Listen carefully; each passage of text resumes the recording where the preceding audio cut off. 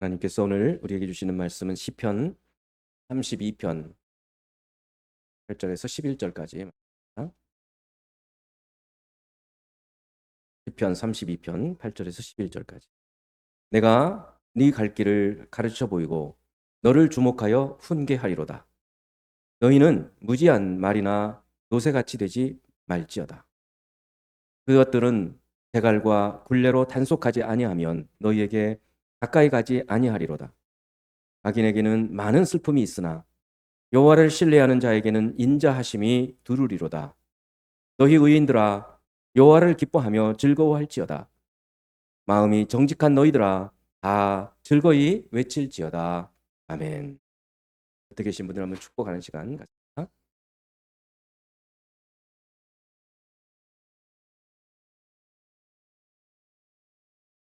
여러분 모두를 축복합니다. 우리가 열심히 살아가는데도 마음 한구석이 늘 불안하고 이유를 알 수 없는 염려와 스트레스 때문에 딸리는 그런 경우가 있습니다. 여러 종류의 염려들이 있죠. 아이가 어릴 때는 장래에 대한 불확실성, 그것 때문에 염려가 많고, 이제 일할 때에는 당장 닥치는 여러 일들이 내 마음을 빼앗아 갑니다. 노년이 되어져 가면 또 이제 몸이 아프기도 하고 여러 가지 그 자녀들이나 걱정들이 생기게. 그렇지만 우리의 마음을 이렇게 불안하게 하고 염려하게 하는 근본적인 이유는 생각보다 간단합니다. 마음이 딱딱해져서. 제가 요즘에 저희 아파트 밑에 헬스장이 있어서 정말 처음으로 PT를 좀 받고 있거든요. 그러면 첫날 해주는데 약간 지압 같은 거를 해서 해주는데 그냥 이렇게 등을 누르기만 해도 막 아파서 죽겠는 거예요. 그러면서 왜 이렇게 딱딱하냐요, 저. 이 뭐 손을 펴는 것도 이게 제대로 펴지지가 않을 정도. 다리도 그렇고 온 몸이 딱딱해가지고 딱딱하니까 막 통증들이 있는 거예요. 그런데 10회 한 해를 끝내고 했더니 상당히 몸이 좀 가뿐해져서 한번 더 해야 되겠다. 그리고 이제 3달 때쯤 들어가는데 이제는 뭘 해도 아프지가 않고 전에 이렇게 해줬던 데를 다시 한번 전혀 아프지가 않은 거예요. 이게 너무 몸이 딱딱해져서 그래요. 딱딱해지니까 자칫하면 부상을 당하기도 하고. 그래서 운동을 해도 제대로 처음부터 못하고 좋은 것부터 이렇게 된단 말이에요. 마치 근육이 딱딱해지는 것처럼 우리 마음도 딱딱해지면 여러 가지 문제들이 많이. 그래서 늘상 우리의 걱정과 염려들이 우리 마음이 하나님 앞에서 부드러워지지 않아 가지고 오늘 이 시편의 저자인 다윗도 이 시편 32편 내용을 전체로 훑어보면 다윗도 처음에 마음이 딱딱해져 가지고 하나님 앞에 나오지를 못해요. 그러다가 아주 그래도 다윗은 어릴 때부터 훈련이 되어 있잖아요. 하나님 앞에 나오는 훈련이 되어 있기 때문에 하나님 앞에 나와서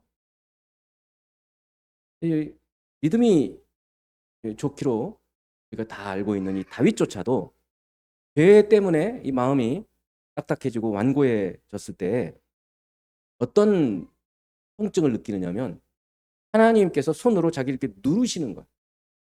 뼈가 막 뼈가 으스러지는 것 같은, 영혼이 막 마르는 것 같은 그런 고통을 느낍니다. 그러다가 하나님께 나와서 자신의 죄를 고백하고 회개하고 죄 용서를 받은 이후에 오늘 본문이 이제 있는 거예요.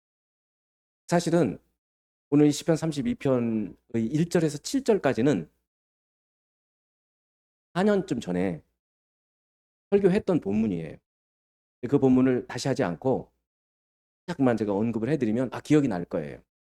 그리고 그때 하지 못했던 마지막 부분, 이 부분이 또 아주 중요하기 때문에 오늘 이 말씀을 통해서 말씀을 따르는 삶에 말씀을 따라 사는 사람의 말씀을 따라서 사는 사람들이 누리는 그 기쁨에 대해서 오늘 함께 묵상하고자 찬양 인도자가 오늘 영어로 찬양 곡들을 다 흥겹고 기쁜 찬양으로 선곡한 이유도 있을 거예요. 우리가 주 안에서 누리는 기쁨이 있습니다. 그래서 지금은 좀 마음이 약간 무거운 마음이 있을지라도 예배를 마치고 나서는 기쁨으로 충만해지는 저와 여러분이 되기를 바랍니다. 오늘 말씀의 배경을 또 잠시 살펴볼 필요가 있습니다. 1절부터 7절까지는 제가 말씀드렸던 대로 다윗이 자기의 죄를 감추고 자기의 마음대로 자기의 어떤 고집, 완고함 이것대로 살려고 하나님 앞에 나가지 않고 있었을 때 느꼈던 느낌이에요. 그러다가 하나님께 나와서 자기 죄를 자복하고 그러자 하나님께서 주시는 그 죄의 용서를 체험하고 그것이 얼마나 기쁜지 그렇게 죄의 용서를 받은 사람의 기쁨을 그 복을 먼저 이 시편 32편 1, 2절에서 얘기를 해요. 한번 보면 허물의 사함을 받고 허물, 죄나 마찬가지죠. 사함, 용서함을 받고 자신의 죄가 가려진 자는 복이 있다. 먼저 죄 용서함을 받은 사람이 얼마나 복된지를 선언하고 또 노래하고 있어요. 마음에 간사함이 없고 여호와께 정죄를 당하지 아니하는 자는 복이 있도다. 간사함이라는 것은 숨기는 거예요. 속이는 거죠. 그렇지 않고 그냥 있는 그대로 자신의 마음을 있는 그대로 하나님께 죄를 자복하고 그렇게 해서 용서, 정죄함을 이제는 안 받게 되거든요. 하나님께 너희 죄 있어 이런 정죄함을 받지 않은 사람은 참으로 복이 있다 말합니다. 오늘 이 32편의 1, 2절 말씀은 후일에 예수 그리스도를 통한 속죄의 은혜를 경험한 사도 바울이 로마서에서 예수 그리스도로 인한 속죄의 은혜를 경험한 사람의 그 복에 대해서 이야기를 할 때 이 시편을 인용을 합니다. 죄 용서받은 사람의 축복. 죄 사함의 은혜는 사실은 하나님께 나가지 않으면 될 수가 없는 것이죠. 아마 여러분 대부분 죄 사함의 은혜를 경험하셨을 거예요. 근데 여전히 아직도 내가 죄인인가에 대해서 의문이 있다거나 혹은 죄는 있는데 내가 죄를 어떻게 용서받아야 할지를 모르는 분이 있다거나 그런 분들은 꼭 기억해야 할 성경 구절이 있어요. 요한 1서 1장 9절 말씀. 만일 우리가 우리 죄를 자백하면 그는 미쁘시고 의로우사 우리 죄를 사하시며 우리를 모든 불의에서 깨끗하게 하시고 이렇게 말씀하고 있어요. 그러니까 우리가 우리 죄를 자백하면 회개하면 그는 하나님은 미쁘시고 믿을만하시고 의로우셔서 우리 죄를 용서하시고 우리를 모든 불의에서 깨끗. 이게 하나님께서 성경에서 죄를 고백하는 사람들에게 주시는 약속이에요. 하나님의 약속이에요. 하나님은 약속하시면 지키시는 분이거든요. 그러니까 우리가 이 말씀을 받아들이고 믿고 우리 죄를 고백하면 하나님은 우리 죄를 용서해 주신다. 다윗도 그것을 알았기 때문에 하나님께 나아가기 어려운 그런 때에 하나님께 나간 거예요. 1절부터 7절까지 말씀을 제가 한번 천천히 이전에 우리가 묵상했는데 기억이 좀 난다 생각이 들 거예요. 허물의 사함을 받고 자신의 죄가 가려진 자는 복이 있도다. 사실 우리 죄는 우리가 지었는데 없어지진 않죠. 다만 어떻게 하냐면 덮어주신다. 덮어주셔요. 그래서 가린다라는 말을 쓰는 거예요. 피로 덮는다는 거예요. 마음에 간사함이 없고 여호와께 정죄를 당하지 아니한 자는 복이 있도다. 내가 입을 열지 아니할 때 종일 신음함으로 내 뼈가 쇠하였다. 바로 이때가 다윗이 하나님께 나가지를 못하고 죄 때문에 여러분 잘 알고 있는 밧세바 사건, 우리아 사건 시편 51편하고 이 32편이 짝이거든요. 시편 51편에는 아주 적나라하게 얘기하고 있어요. 고백하고 있어요. 바로 그런 것처럼 자기가 하나님 앞에서 끔찍한 죄를 저지른 거예요. 충동으로 죄를 저질렀지만 그러고 나서 생각해 보니까 너무 심각해요. 그러니까 하나님께 나가기를 두려워하는 거예요. 위조차. 그래서 하나님께 나가서 예배도 못 드리고 막 그런 상태에 있었을 때 어떤 마음이었느냐. 3절 이은 거예요. 내가 입을 열지 아니할 때, 내가 회개 기도를 하지 못하고 있었을 때 종일 신음했다는 거예요. 죄책감 때문에. 그래서 내 뼈가 흐물흐물해졌다는 거예요. 폐하였다. 주의 손이 주야로 나를 누르시오니, 자기가 느끼고 있는 이 그 죄책감을 이렇게 표현하고 있는 거예요. 주님의 손이 자기를 이렇게 누르고 있다는 거예요. 힘센 사람이 여러분 이렇게 목을 콱 누른다고요. 숨을 못 쉬잖아요. 하나님 힘이 얼마나 세십니까? 누르고 프레스기로 자동차 그 폐차장에 가면 확 누르잖아요. 으스러지는 거죠. 죽을 것 같은 거예요. 주의 손이 주야로 나를 누르시오니 내 진액이 빠져서 여름 가뭄에 마름같이 되어 싹 말라버린 것처럼 그냥 그렇게 됐다. 그때 도저히 이제 견딜 수가 없어서 자기 스스로 이렇게 얘기해요. 내가 이르기를 내 허물을 여호와께 자복하리. 안 되겠다. 도저히 안 되겠다. 하나님께 나아가시죠. 그리고 내 죄를 하나님께 하고 주께 내 죄를 아뢰고 내 죄악을 숨기지 아니하였더니 회개했더니 곧 주께서 내 죄악을 사하셨나. 금방 주님이 죄를 용서해. 마치 바세바 사건 이후에 나단 선지자가 와가지고 당신이 바로 그 사람이요 라고 지적을 해줬을 때 죄를 지었습니다 하고 고백을 했던 다윗처럼 하나님 앞에 나가서 도저히 견딜 수 없어서 자기의 죄를 기록하고 회개했더니 금방 하나님이 용서해 주시다. 나단 선지자도 금방 다윗에게 하나님께서 당신의 죄를 용서하셨습니다. 하나님은 이런 하나님이신가? 그렇습니다. 그래요. 우리가 자녀를 키울 때 자녀가 아주 고약한 짓을 했을 때 혼내키다가도 잘못했다고 눈물 뚝뚝 흘리고 그렇게 회개를 하면 돌이키면 부모가 더 이상 그렇게 혼내질 않지 않습니다. 바로 우리 하나님께서 그러신 분이라는 거예요. 다윗은 바로 그것을 경험하는 거예요. 하나님께 죄 때문에 못 나갈 때에는 죽을 것 같았는데 나가봐야지. 하나님께 나가서 자기 죄를 고백했더니 주님이 곧 자기 죄를 용서하셨다. 6절 말씀이 이로 말미암아 모든 경건한 자는 주를 만날 기회를 얻어서 주께 기도할지라.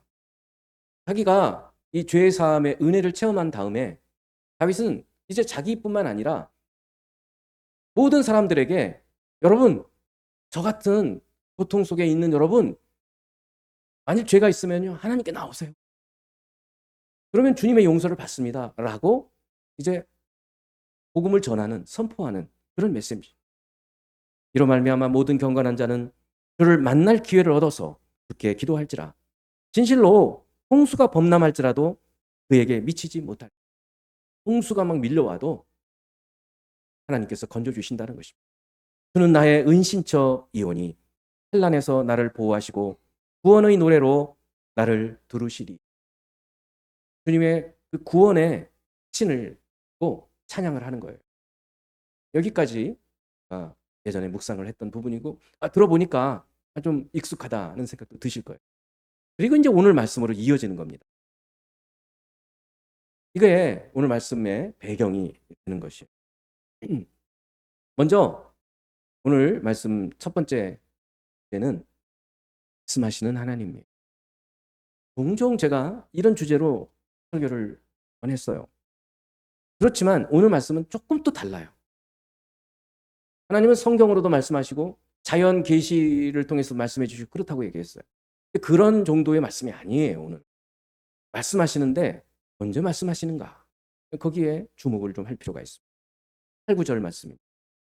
내가 네 갈 길을 가르쳐 보이고 너를 주목하여 훈계하리로다. 너희는 무지한 말이나 노새같이 되지 말지어다. 그것들은 제갈과 굴레로 단속하지 아니하면 너희에게 가까이 가지 아니하리로다. 여러분 좀 성경을 여러분 읽은 분들은 이상하다. 여기서 내가가 누구지? 네 갈 길에 너가 누구지? 벌써 궁금하게 생각하셨어요. 맞아요. 달라지는 거예요. 화자가 바뀌어요. 오늘 시편 32편은 11절밖에 되지 않은 짧은 구절인데도 말하는 주체가 달라져요. 그러니까 하나님과 다윗이 대화하는 장면이에요. 7절까지는 다윗이 처음에는 찬양을 했죠. 허물의 사함을 받고 죄가 가리움을 받는 자는 복이 있도다. 너무 감격해서 그게 너무 중요하니까 먼저 얘기를 했어요. 그리고 나서 내가 입을 열지 않을 때에는 여름 가뭄에 마른같이 되었다. 신음하면서 지냈던 그때 하나님께 나가서 기도했더니 주님께서 곧 죄 사해 주시고. 그러니까 여러분 죄가 있으면 하나님께 나오세요. 이게 7절까지 내용이었거든요. 여기까지는 다 다윗의 고백이요, 찬양이요, 기도였어요. 그러다가 그 기도를 하는 중에 여기서부터 중요한 거예요. 여기서부터 오는 말씀인 거예요. 그 기도를 하는 중에 하나님이 기도 중에 다윗에게 말씀해 주시는 거예요. 그래서 말씀하시는 하나님이에요. 기도 중에 말씀하시는 하나님이에요. 그러니까 여러분 우리도 하나님께 나가서 죄 고백하고 죄 용서받는 거 중요해요. 그런데 거기서 그치면 안 되는 거예요. 죄를 고백하면 주님이 우리 마음속에 용서의 기쁨을 주신다고요. 그뿐 아니라 거기서 그치지 말고 그 후에 주님이 오늘 다윗에게 주신 것처럼 가르쳐 주시는 것이 있어요. 그래서 8절에 내가는 하나님이시고 네 갈 길에 너는 다윗을 얘기하는 거예요. 내가 네 갈 길을 가르쳐 보이고 너를 주목하여 훈계하리로다. 하나님께서 기도 중에 다윗에게 그래 너 죄악 중에서 너 혼자 마음이 딱딱해지고 강팍해져서 나오지 않을 때 죽을 것 같았지. 나와서 나한테 회개했더니 내가 용서해 주는 경험을 했지. 기쁨을 경험했지. 그런데 거기서 그치지 말고 해야 돼. 내가 가르쳐 줄게. 너한테 훈계해 줄게. 하나님께서 가르쳐 주시는 거예요. 기도 중에. 그러니까 우리도 기도하고 내가 원하는 것만 하나님께서 쏟아놓는 것에서 끝이지 말고 그 다음에 주님께서 우리에게 말씀해 주시는 것이 무엇인지 가르쳐 주시는 것이 무엇인지 훈계하시는 것이 무엇인지를 들어야 합니다. 너희는 무지한 말이나 노새같이 되지 말지어다. 이거 왜 그래요? 말이나 노새 이거는 이 콧뚜레를 뚫고 아니면 채찍을 쳐야만 가고 오고 그렇거든요. 근데 주님이 그 비유를 하시는 거예요. 말과 무지한 말과 노새 어떤 사람과 비유를 할까요? 완고한 사람이에요. 완고한 사람. 그것들은 재갈과 굴레로 단속하지 아니하면 너희에게 가까이 가지 아니하리로다. 그래서 하나님께 징계를 받아야만 하나님께 나오는 사람들이 있어요. 그런 사람들은 아주 완고한 사람이에요. 무지한 사람이에요. 근데 참 인생이 인간이 이 죄 때문에 눈이 가려져서 그냥 아주 평안할 때 하나님께 나오는 경우가 극히 드물어요. 저도 그랬어요. 저는 한동안 나는 평안한 중에 하나님께 나왔지 생각을 했더니 아니었어요. 처음에 예수 믿을 때 생각해 보니까 그렇게 완고할 수가 없었어요. 중학교 때부터 수많은 친구들이 수많은 사람들이 전도를 했어도 군대에 가서야 비로소 큰 사고를 당하고 나서야 비로소 여기 무지한 말이나 노새처럼 완고하게 있다가 채찍에 한번 맞고 나서는 정신 차려가지고 내가 처음으로 연약한 인간이구나. 내가 내 인생을 혼자 산다는 게 어려운 일이구나. 그것을 깨닫고 하나님께 나오게 됐어요. 그 이후로부터는 저는 하나님의 인도하심을 좀 쭉 받았다고 생각했기 때문에 어느 때 생각하면 나는 하나님께 그렇게 완고하지 않았지라고 생각했던 게 아주 착각이었던 거예요. 여러분 가운데 한번 생각해 보세요. 신앙의 2세대들은 그런 경우가 있어요. 그래서 축복이에요. 2세대들은. 3세대들도 축복이고요. 그 부모들이 잘만 가르치며. 근데 1세대들은 거의 대부분이 이렇게 무지한 말이나 노새처럼 채찍에 한번 맞고 하나님께 한번 얻어 터져야 주님께 나오는 경우가 너무나 많이. 그래서 주님이 다윗에게 지금 가르쳐주고 있고 다윗뿐만 아니라 오늘 우리처럼 다윗의 시편을 묵상하는 사람들에게 가르쳐주고 있는 거예요. 우리 주변에 우리가 전도하는 분들도 마찬가지. 그래서 그분들은 그냥 하나님의 은혜를 못 깨달아요. 그래서 우리가 늘 하나님께 기도해서 저분들이 마음이 부드러워져서 이런 메시지를 다윗은 기도 중에 듣는 거예요. 그래서 하나님의 이 말씀을 우리는 들을 수 있어요. 평소에 때는 주님께서 주시는 말씀을 들어야 돼요. 내가 네 갈 길을 가르쳐 보이고 하나님의 가르치심을 받고 배울 수 있다면 참으로 복 있는 사람들이에요. 매일 오늘은 하나님께서 이것을 나한테 가르쳐 깨달을 수 있다면 정말 복된 거죠. 매일매일 너를 주목하여 훈계하리로다. 여기 주목한다는 말 여러분 아시잖아요. 학생들이 막 떠들 때 주목하잖아요. 쳐다보라는 거잖아요. 하나님이 그렇게 하신다는 거예요. 우리 눈을 쳐다보신다는 거예요. 너를 주목해서 너 이렇게 살면 안 돼 라고 훈계해 주신다. 기도 중에 다윗이 이것을 듣는 거예요. 정말 다윗은 그 밧세바와 우리아 사건 이후에 깨달음을 받고 하나님께로부터 배우죠. 우리도 마찬가지인 것입니다. 우리도 하나님 말씀을 들으면서 주님의 시선이 우리를 향하고 있다는 사실을 기억하고 무지한 말이나 노새처럼 완고하지 말고 마음을 부드럽게 해서 말씀하시는 하나님의 말씀을 듣고 살아가야 할 것입니다. 두 번째는 신뢰하는 자에게 은혜 베푸시는, 제목 한번 같이 읽어보겠습니다. 신뢰하는 자에게 은혜 베푸시는, 그렇습니다. 신뢰라는 것은 믿는 거예요. 믿는 거. 믿는 자에게 은혜 베푸시는 하나님. 10절 말씀. 악인에게는 많은 슬픔이 있으나 여호와를 신뢰하는 자에게는 인자하심이 두루리로다. 성경은 특히 이 시편은 한 절 가운데 두 부분으로 나뉘어져요. A, B. 여기서 A는 뭐냐면 악인에게는 많은 슬픔이 있으나, 여기까지가 A예요. 그 한 절 안에 두 개로 나누어져 있다고. B는 뭐냐면 여호와를 신뢰하는 자에게는 인자하심이 두루리로다. 그런데 이 A, B가 한 절 안에 어떤 경우에는 대조를 이루기도 해요. A와 B가 반대. 근데 어떤 경우에는 A와 B가 같은 내용인데 두 번 얘기함으로써 다르게 표현을 해서 내용을 강조하는 경우도 있어요. 그래서 이게 내용이 같은 경우에는 앞에 내용을 보면서 뒤에 내용을 짐작할 수 있고, 내용이 상반된, 대조되는 경우는 앞에 내용을 보고 뒤에 내용은 반대로 거꾸로 생각해 보면 딱 맞는 거예요. 자, 그래서 악인에게는 많은 슬픔이 있으나 여호와를 신뢰하는 자에게는 인자하심이 두루리로다. 악인과 대조되는 게 뭡니까? 여호와를 신뢰하는 자죠. 악인과 대조되는 게 선인이 아니에요. 여호와를 신뢰하는 자예요. 여호와를 믿는 자예요. 하나님을 믿는 자. 그럼 악인은 어떤 사람이에요? 하나님을 안 믿는 사람이에요. 우리는 악인 그러면 나쁜 짓을 하는 사람으로 생각을 하거든요. 근데 성경에서 시편에서 특히 악인들은 그런 사람들이 아니에요. 하나님을 멀리하고 하나님이 없다 하는 사람은 어리석은 사람들이에요. 그래서 그렇게 하나님을 모르고 하나님을 거부하고 하나님이 없다고 생각하는 이런 사람들, 이런 악인들에게는 어떤 일이 있느냐? 슬픔이 있대요. 하나님을 신뢰하지 않는, 하나님을 믿지 않는 사람들에게는 슬픔이 그렇게 많대요. 근데 반면에 여호와를 신뢰하는 자, 여호와를 의지하는 자, 여호와를 믿는 자에게는 인자하심이 두루리로다. 이게 이 인자하심이라는 말씀은 히브리어의 헤세드라는 말이에요. 성경 공부 같이 해보신 분들 많이 들었어요. 설교 때도 제가 얘기를 했어요. 사랑이라는 히브리어인데요. 근데 이 헤세드라는 말이 그냥 사랑하고 또 달라요. 우리 말로는 인자로 번역을 했는데 인자로 또 파악되지 않는 어떤 내용들이 있어요.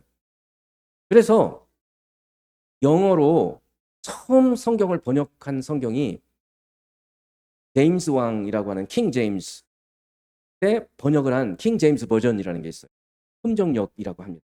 이게 16세기 초기에 번역이 되었는데 그때 성경학자들이 번역을 하면서 이 히브리어의 헤세드를 도저히 영어의 기존의 단어로는 번역이 안 되는 거예요. 어려워요. 그래서 신조어를 만들어요. 단어를 하나 만들어요. 그게 뭐냐면 loving kindness라는 말이에요. 그러니까 love, kind 이거를 두 개를 섞어서 loving kindness 이거를 헤세드라고 표현했어요. 사랑하시는데 친절하게 막 엄하게 무섭게 하는 것이 아니라 친절한 사랑, 자애로움, 인자하심. 그러니까 인자하심이 우리말에서는 가장 좀 가까이 들려요. 사랑하고도 조금 더 달라요. 성경에서 구약 성경에서 이 헤세드, 러빙 카인니스를 가장 잘 보여주는 성경책이 룻기예요.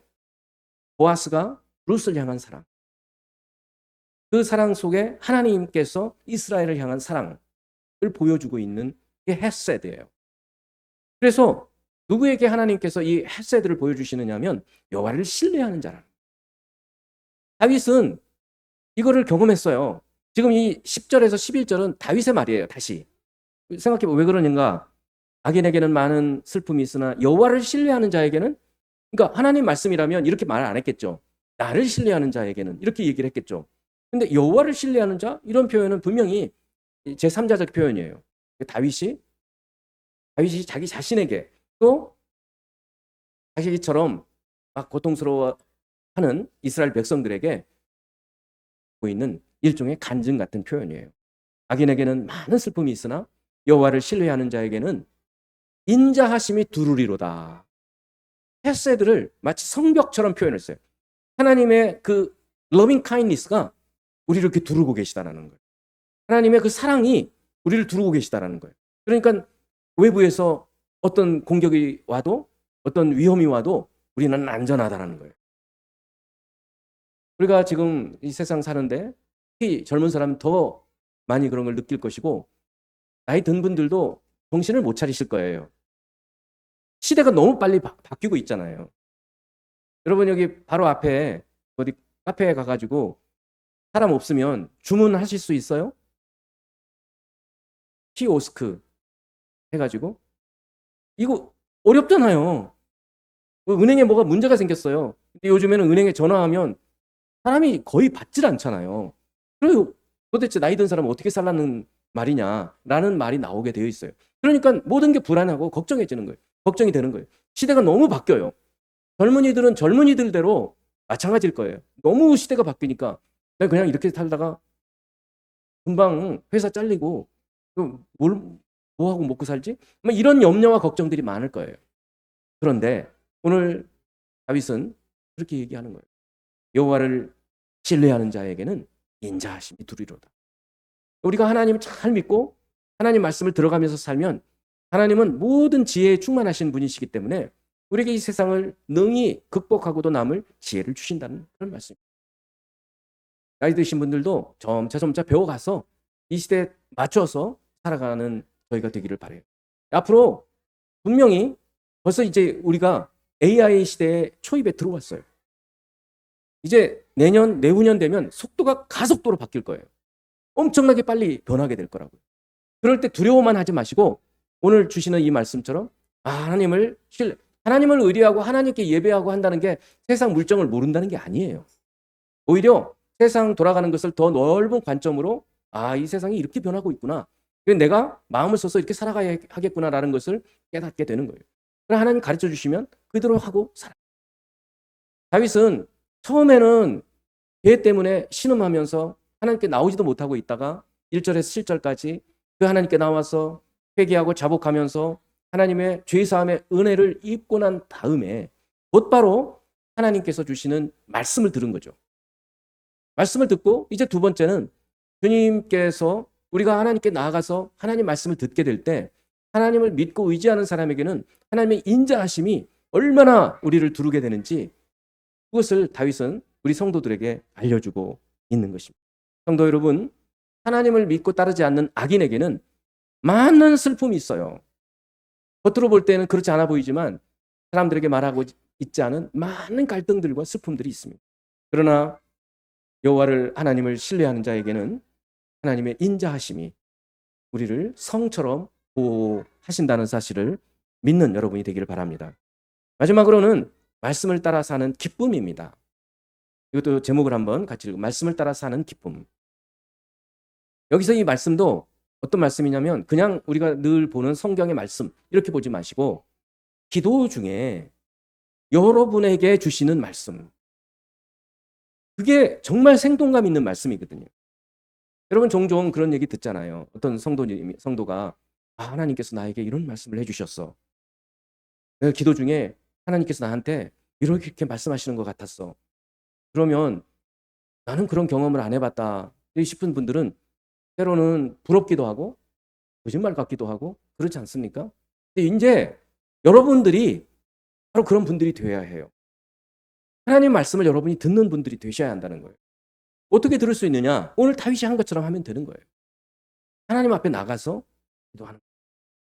정직하게 마음에 간사함 없이 숨기지 않고 여러분이 있는 그대로 말씀을 드리고 나면 하나님께서 여러분의 그 마음 부드럽게 해주시고, 그리고 왠지 모르는 죄책감, 이런 죄책감에서 여러분 풀어놓으시고 진리가 너희를 자유케 하리라는 말씀처럼 여러분 마음이 부드러워지기 시작. 그러면 너무 기쁘죠. 그런데 거기서 그치면 안 된다 그랬어요. 이게 8절 9절 말씀이에요. 그 후에 주님이 가르쳐 주시는 게 있다고요. 여러분의 그 삶의 경험, 죄책감 이런 후에, 죄 용서 받은 후에 하나님이 여러분에게만 가르쳐 주시는 내용을 들어야 되는 거예요. 이게 하나님의 말씀을 듣는 거예요. 오늘 다윗은 하나님을 신뢰하는 자에게는 하나님의 인자하심이 있다라는 사실을 배웠어요. 그렇구나. 그러니까 내가 비록 아주 사악한 죄를 저질렀어도 하나님 용서해 주셨고 하나님 나를 지켜주신다. 내가 벌을 받아도 하나님께 받겠다. 이런 마음으로 다윗은 살아요. 거기서 그치는 것이 아니에요. 마지막 11절 말씀 봅니다. 너희 의인들아. 이제는요, 다윗이 자기를 넘어서요. 그 기쁨이 얼마나 충만한지 하나님을 믿는 사람들에게 선포하는 거예요. 우리로는 전도하는 거가 비슷해요. 간증하는 거 비슷하다고요. 나눔 시간에 이런 거예요. 오늘 내가 설교를 듣고 오늘 말씀을 읽다가 아니면 주중에 내가 성경 통독을 하다가 어떤 말씀에서 이렇게 주님이 나한테 말씀해 주시는 거였어. 이렇게 얘기하는 거예요. 여기 의인들은 다른 사람들이 아니에요. 누구예요? 하나님을 섬기는 주의 백성들이에요. 여기도 똑같아요. A, B로 되어 있어요.